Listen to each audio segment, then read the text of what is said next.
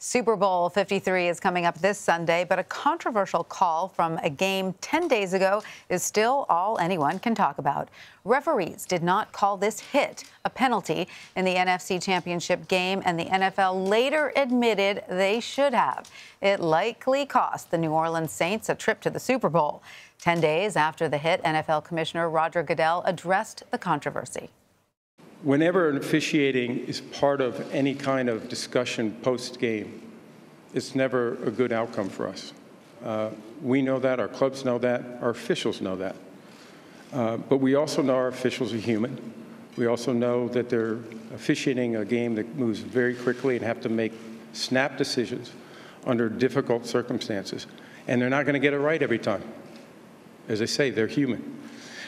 We have worked very hard to bring technology in to try to make sure we can do whatever's possible to address those issues. But technology is not going to solve all those issues. The game is not officiated by robots. It's not going to be. CBS This Morning Saturday co-host Dana Jacobson was at the press conference. Dana, great to have you with us. What do you make of Commissioner Goodell's remarks on the controversy? Was that a full-blown apology? Well, I don't know that it is up to the commissioner to apologize at this point. It was a call that was made by an official, or a no call that was not made by an official. I think probably Saints fans were looking for a reason as to why the commissioner hadn't addressed it earlier. A lot of calls from Saints fans obviously hoping that the commissioner would invoke what is known as Rule 17. They thought that that would give him the right to say that the game should be replayed from that point. He said there was no question that he did not have that authority to do it. What he did say is we need to address it going forward, that the league is concerned with this, that they want a call like that to be made. And that was the first thing he said he did, was address that with Sean Payton, the Saints head coach, with ownership, with the players, and listen to them and to the unhappiness that they obviously were feeling after that game. So that comes down to the competition committee, and that means that the competition committee has to look at how to handle something like this going forward. It comes down to the idea that so far they have not voted in favor of having judgment calls be part of this instant replay process. So what that means is that was a judgment call. Was it a call or not? The official didn't throw the flag. They don't want somebody in New York right now saying, wait a second, we saw an infraction, we're going to throw a flag. So the competition committee meets around the combine in February, also in March, and it's something that they can raise again and see if there is more support for that. But the commissioner said so far they have not been willing to support something like that, which would bring these judgment calls into question, that there is still that human element of the game, Tanya. And did the commissioner give his personal opinion about whether penalties should be reviewable? What the commissioner said was that this is a call that they want to have made, and that, again, if it's going to be a judgment call and if they want somebody else to come in and make that judgment call for them, if a flag is not thrown on the field, you have to have support of the competition committee, that's why they're there. He does support the idea of what they've been doing, which is using instant replay, and said that the NFL should continue to use instant replay as they go forward and use the technology that they have. He was actually asked if putting another official on the field might be an option, if he thought that would help. He said in this case he didn't think that that would have made a difference, that certainly it's something, again, the competition committee can look at.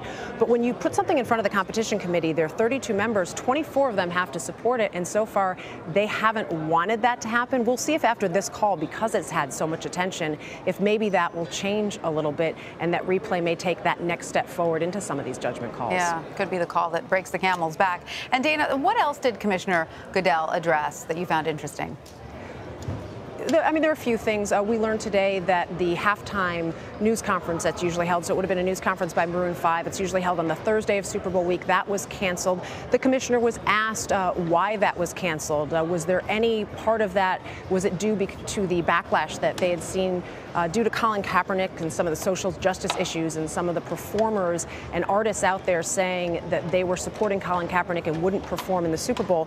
The commissioner really didn't touch that. What he did say was they saw this as an opportunity going forward to use things like social media for Maroon 5, the halftime performer, to get out there and put out some behind-the-scenes footage and show some of the things that they're doing, and that the NFL will continue to look at these different ways of sort of highlighting the performers. He also pointed out the diversity of the performances that are going on at Centennial Park this week, all a part of the entertainment side, if you will, of the Super Bowl. Another thing that he addressed, the issue of marijuana in the NFL came up, and that's been a question. A lot of states obviously legalizing medical use marijuana and also even recreational use.